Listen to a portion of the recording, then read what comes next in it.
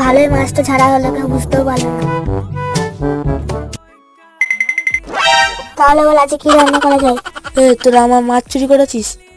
কি মাছ? তাও আবার আমরা? হ্যাঁ সেটাই, আমরা কেন চুরি করতে হবো? আমি এখানে রেখেছিলাম, তোরা চুরি করেছিস। মাটিটার তলাতে আছে। এই নে দেখে দেখ। হ্যাঁ নেই তো, সরি, ক্ষমা করে দাও। ফালতু ফালতু চোর বলবি? সরি, ক্ষমা করে দাও। দাদারা ওখান থেকে ওইসব মাছের তান্দুরি বানাই।